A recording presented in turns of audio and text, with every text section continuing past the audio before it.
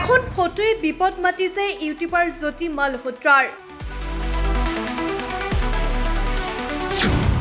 জ্যোতি মালহোত্ৰাৰ এই ফটোখনে আনিছে তদন্তৰ নতুন মোড়। তদন্তকাৰীৰ মূৰৰ কামৰণি হৈ পৰিছে এই ফটোখন। কাজিগুণ্ডক পটভূমি হিচাপে ব্যৱহাৰ কৰিছে নেকি জ্যোতি মালহোত্ৰাই? পাকিস্তানৰ হৈ চোৰাংচোৱা কৰাৰ অভিযোগত গ্ৰেপ্তাৰ হৈছিল ইউটিউবাৰ জ্যোতি মালহোত্ৰা। হিজাৰৰ পৰা গ্ৰেপ্তাৰ হোৱা ট্ৰেভেল ব্লগাৰ তথা ইউটিউবাৰগৰাকীৰ তদন্ত চলি থকাৰ মাজতে পোহৰলৈ আহিছে এক নতুন তথ্য। জ্যোতি মালহোত্ৰাই ডিসপ্লে ছবি হিচাপে ব্যৱহাৰ কৰা ফটোখনে লৈছে নতুন তদন্তৰ মোড়। এই ফটোখনৰ পিছফালে সম্পূৰ্ণৰূপে দেখা গৈছে কাজিগুণ্ডৰ বৰ্ড।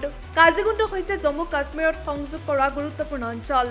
কাজিগুণ্ডক পটভূমি হিচাপে ব্যৱহাৰ কৰি জ্যোতিয়ে কিয় তেওঁৰ ফটো তুলিছিল সেই বিষয়ে তদন্ত কৰি আছে চোৰাংচোৱা নিৰাপত্তা সংস্থাই। 2 বছৰত জ্যোতিয়ে কিয় দুবাৰ কাশ্মীৰ ভ্ৰমণ কৰিছিল আৰু কিয় প্ৰয়োজনতকৈ গুৰুত্বপূৰ্ণ স্থানৰ দীঘলীয়া ভিডিঅ' বনাইছিল সেই সন্দৰ্ভতো চলাইছে তদন্ত।